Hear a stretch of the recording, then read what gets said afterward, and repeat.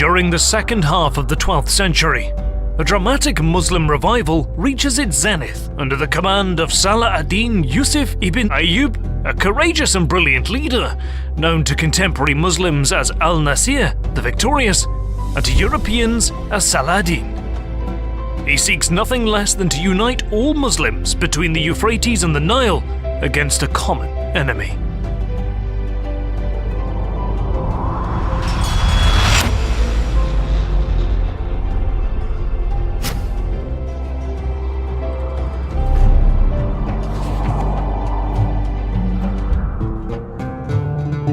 In late 11th century, the Fatimid Caliphate is in decline and the Seljuk Empire is crumbling. In this period of Muslim weakness, the First Crusade strikes the Levant. Christian lords and knights impose institutions of Western Europe upon the social and political structures of the conquered lands. Their rule is relatively stable, largely thanks to Muslim disunity. But as 12th century rolls on, less than 5 decades since European crusaders arrived in the region, the Zengid dynasty rises to prominence in northern Levant. Under competent leadership of Ahmed ad-Din Zengi, they defeat the Crusaders and retake the city of Edessa in 1144, thus in effect provoking the Pope to call for the Second Crusade. Although Ahmed is assassinated 2 years later, in 1146, his son Nur ad-Din successfully continues the fight against the Crusaders until the Second Crusade eventually fizzles out, and he expands his father's realm over the years, bringing much-needed stability and prosperity to his people. It is during Nur ad-Din's reign that Saladin begins his rise to prominence. Early life. Born in 1137 in Tikrit in modern-day Iraq, Saladin spends his formative years in Damascus.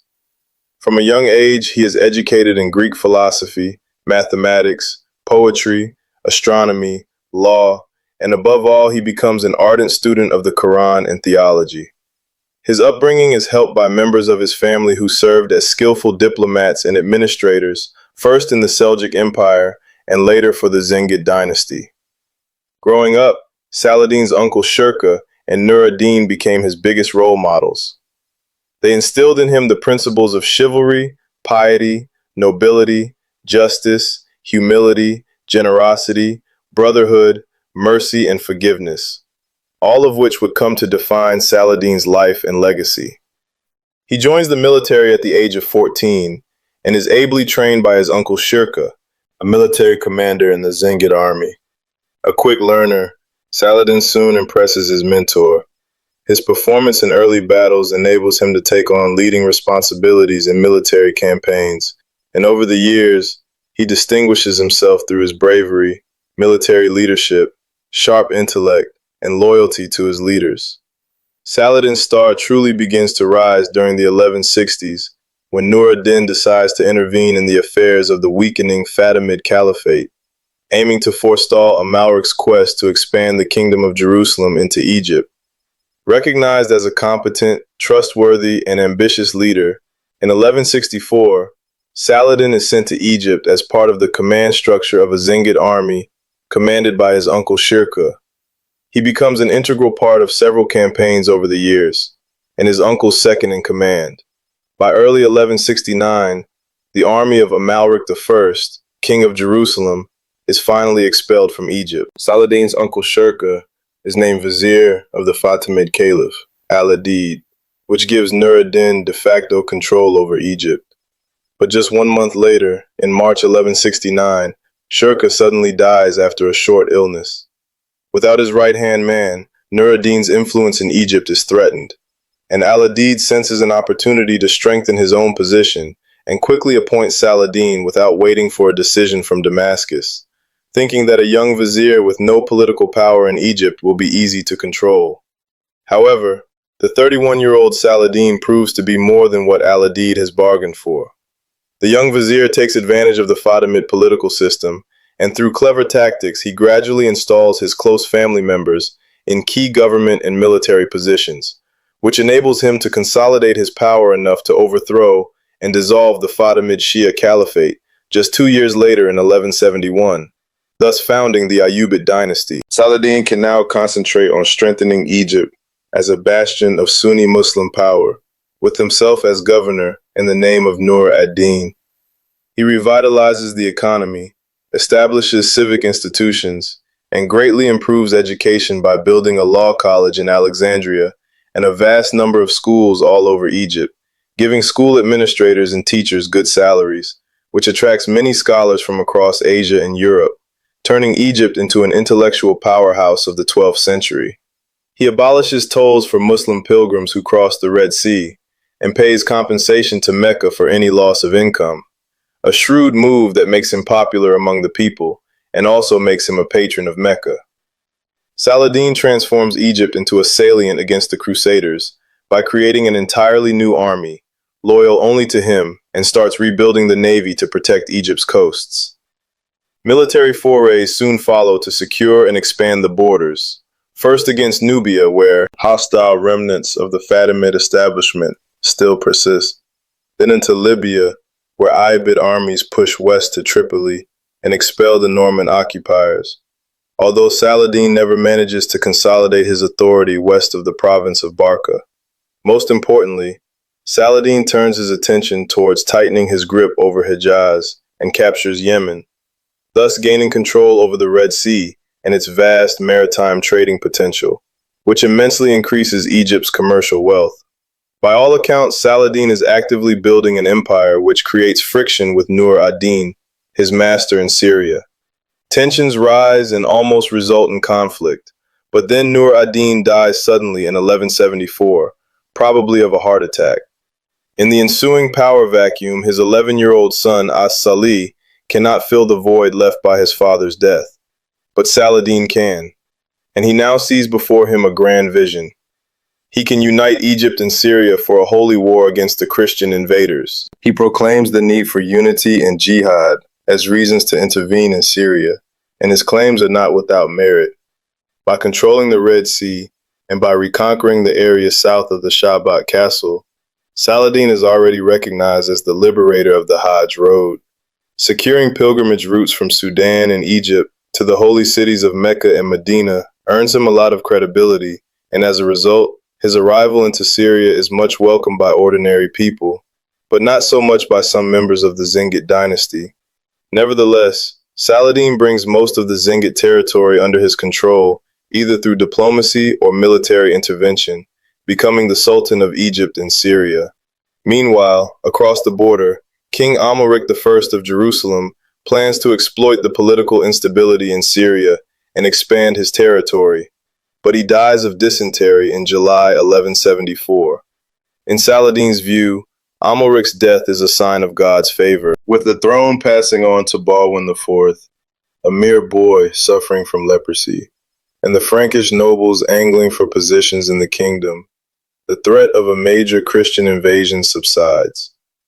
But Saladin knows that the time is not yet right to fight the Crusaders, as he must consolidate his position against Nur ad-Din's relatives, who still pose a threat from their bases in Aleppo and Mosul.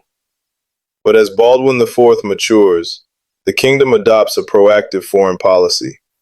The Crusaders then try to take Hama and Harim, but fail in the attempt. In 1177, Saladin responds by leading a large invasion force into the Kingdom of Jerusalem to counter the Frankish aggression. Baldwin, now 16 years old, despite being vastly outnumbered, proves he is a capable leader, able to unite his nobles against the Muslim threat. And with the help of Renaud of Châtillon, his second in command, he manages to catch Saladin by surprise at Montgisard. Due to a rare tactical error by the Sultan, Saladin suffers a crushing defeat, narrowly escaping with his own life, with many in his army killed or taken prisoner. But Baldwin lacks the resources to follow up on the victory, and the Sultan manages to regroup.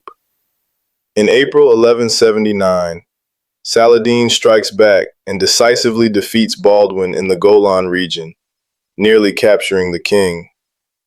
Another Christian army is defeated in June of the same year, and just 2 months later, an important Templar fortress situated on the pilgrimage route is destroyed.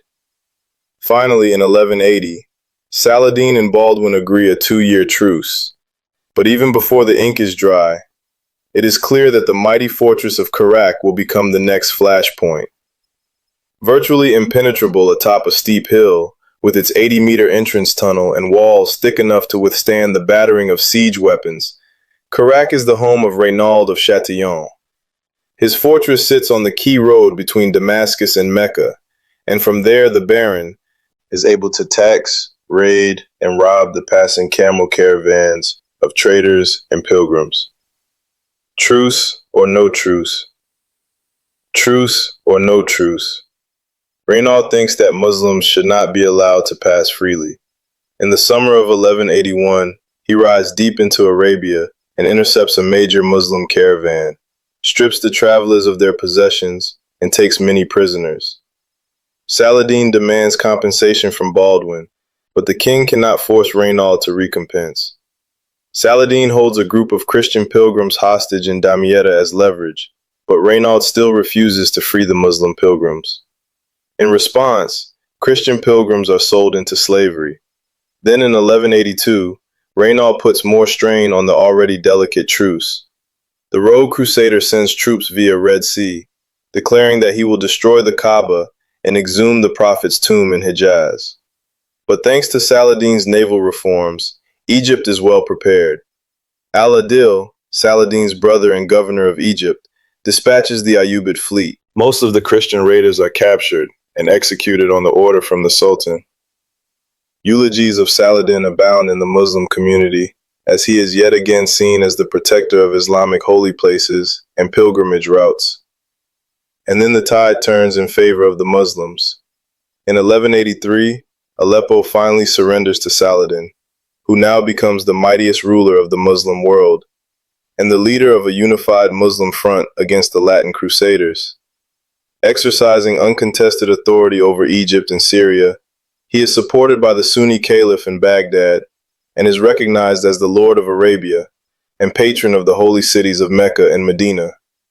But most importantly, ordinary Muslims that Saladin sought to bring together are jubilant that Islam is again united. The news of Saladin's conquest of Aleppo shocks the Crusader states. Saladin can now direct his vast resources to put pressure on the Kingdom of Jerusalem almost along its entire border. A devastating raid into Christian lands is followed by several probing attacks on the fortress of Carac, testing the resolve of the Franks and putting strain on their resources. To make matters worse for the Crusaders, the tragic life of Baldwin IV is over. The king's final act was to try and secure peace by sending Raymond of Tripoli to negotiate a 4-year truce, which Saladin readily agrees to because he has problems of his own with the Zengid ruler in Mosul, who is forming a coalition against him. But the leper king's successor, Baldwin V, is a sickly child, and he dies just a year later, triggering a succession crisis. After a period of political turmoil, the throne passes on to Baldwin IV's sister, who in turn crowns her husband, Guy of Lusignan, as king of Jerusalem. But the new king is not able to control his vassal nobles. Then come troubling news from the south. In December 1186, Reynald of Chatillon once again violates the truce. He overruns another rich caravan, slaughters and imprisons many Muslims. Saladin immediately dispatches an envoy, demanding the return of hostages and treasure, threatening the truce breaker with vengeance. But Reynald, resting on his laurels behind the walls of Carac, refuses to even receive the envoy. Upon hearing of this, Saladin finally loses his patience and swears that he will take the life of Reynald with his own hand, his anger beyond words, beyond bounds. In early 1187, Saladin gathers his generals in Damascus to draw up plans for a major invasion. Messengers gallop to all corners of the state, urging action, vengeance, a war of liberation and annihilation. The words jihad and Jerusalem are on the lips of all Muslims who answer Saladin's call. Saladin leaves garrisons along the border to protect the northern flank and begins raiding Christian lands. During one of the raids, a chance encounter between a Muslim cavalry advanced guard and the Christian contingent of 130 knights, 400 Turcopoles, and infantry at the springs of Crescent ends in disaster for the Templars and Hospitallers. Heads of knights on lances and prisoners chained to horses are paraded in front of Tiberius. The calamity at the springs of Crescent is a wake-up call for the Christians, who quickly mend old rivalries and unite in the face of the conflict that is coming, the battle. On June 26, 1187, Saladin regroups his troops and marches towards the River Jordan. His army numbers around 30,000 and is divided into three wings, with Taqi al-Din commanding the right, Gokbori commanding the left, and Saladin himself in the center. On June 27th, the army reaches the River Jordan and makes camp in a marshy area near Lake Tiberias. Raiding parties are sent into Christian territory to ravage the area and set the stage for the invasion. Some 25 kilometers west, a Christian army, some 20,000 strong, encamps near Safuria, a highly strategic location because of its rich water resources. On June 30th, Saladin sends a contingent north to block Tiberias and then challenges the Crusaders by moving his main camp closer to Safuria, some 10 kilometers west of Lake Tiberias. But as neither side takes action, Saladin decides to make the first move. On July 1st, he sends scouts to monitor an alternative road on his northern flank that connects Safuria and Tiberias. Later in the day, reports confirm that the Crusaders are not advancing on either route, and on July 2nd, Saladin takes the initiative. He marches east towards Tiberias with most of his infantry, a cavalry contingent, siege engineers, and their equipment. By late morning, they reach Tiberias, where Raymond's wife is staying, and they besiege the town. Not long after, Muslim troops breach the walls, and the town is seized by nightfall. Raymond's wife barricades herself inside the citadel with her guards and sends messengers, urging King Guy to send help. Back west, plumes of smoke can be seen in the sky above Tiberias, and when news of the siege reaches the Crusader camp, King Guy holds a war council to debate what should be done. At first, Raymond of Tripoli makes a persuasive argument against marching to raise the siege, insisting that the Christian army has a strong defensive position at Safuria and should stay put. But the Count's cautiousness is met with accusations of cowardice and treachery, mainly from the Templar master Gerard de Riedfort and Reynald of Chatillon, who push for a more aggressive stance and put pressure on King Guy with strong political, military, and diplomatic arguments. Persuaded, the king sends a herald through the camp to sound the call that the army will march to the rescue of Tiberias at dawn.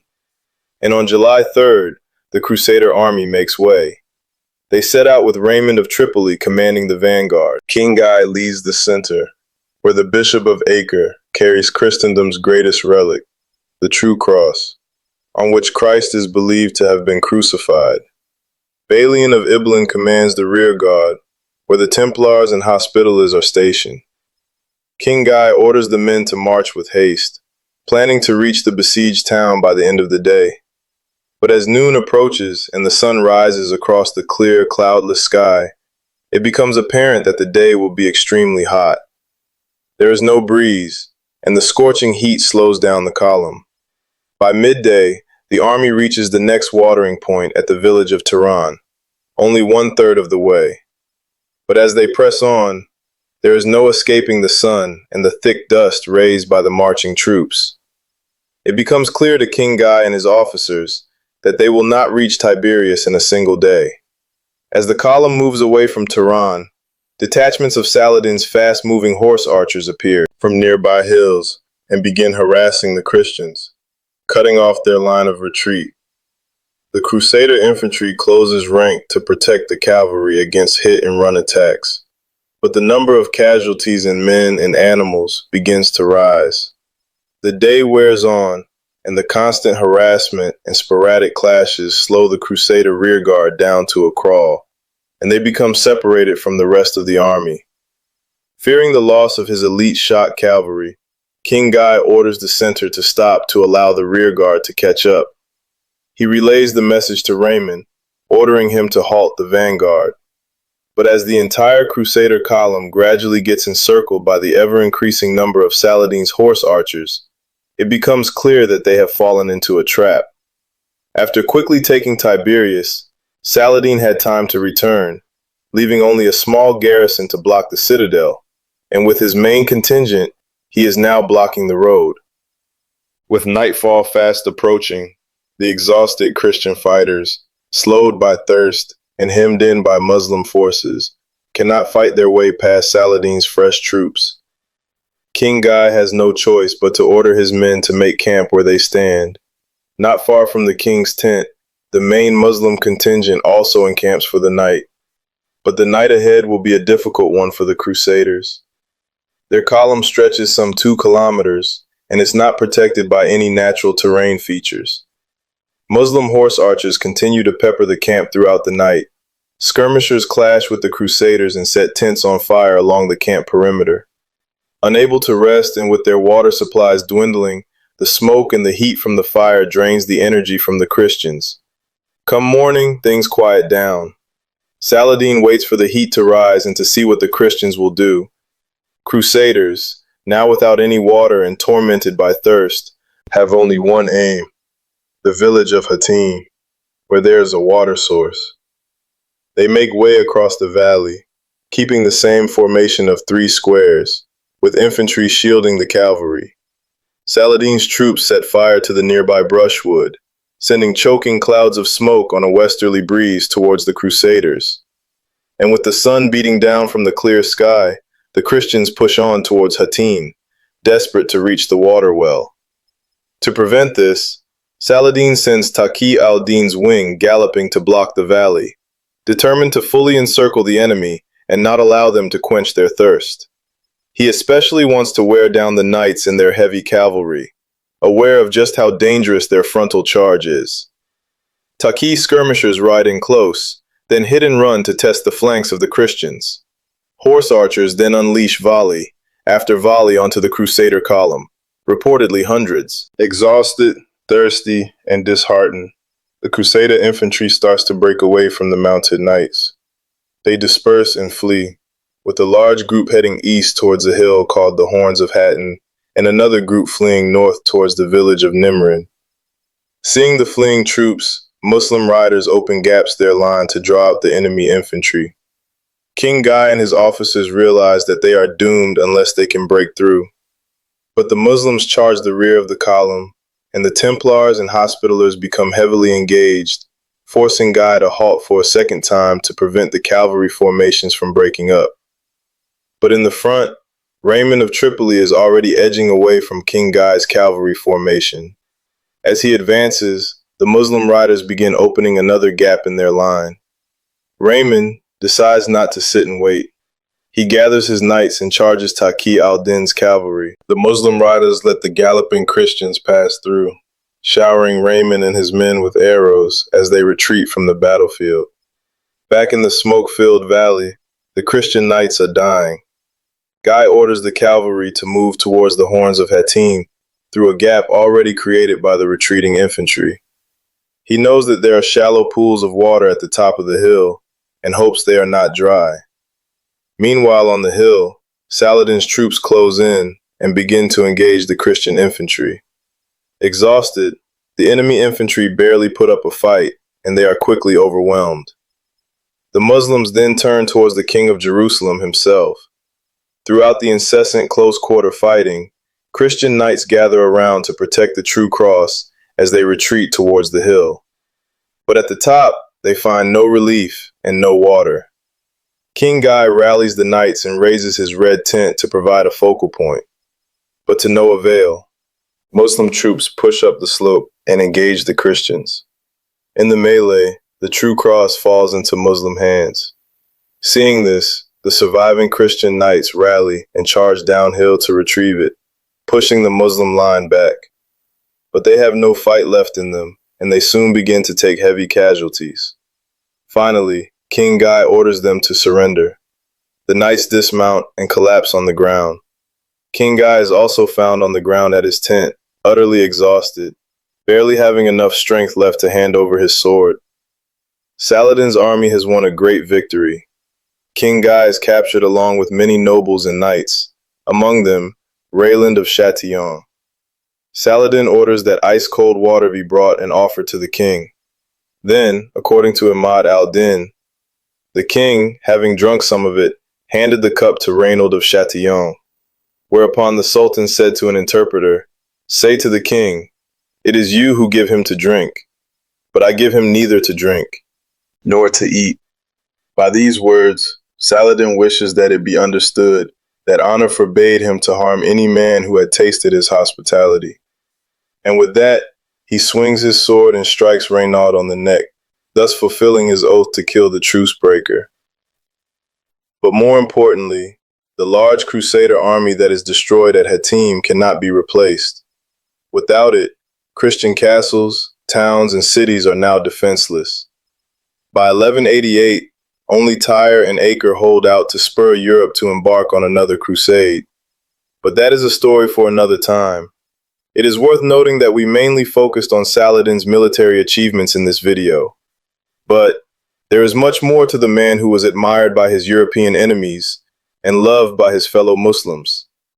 Saladin was a courageous Muslim leader whose firm foundation in the religion and its prime values lead to his commitment to the Islamic cause. In just 12 years, he united Mesopotamia, Syria, Egypt, Eastern Libya, Western Arabia, and Yemen, using his skills in diplomacy and administration to piece together this divided region. His scope of vision was that he gave each situation its due attention and weight, and he never broke a bridge of diplomacy or peace initiative with his opponents. The power or wealth he acquired never spoiled him. He was a man of restless energy, geared to serve his goal in driving the invaders out of Muslim lands.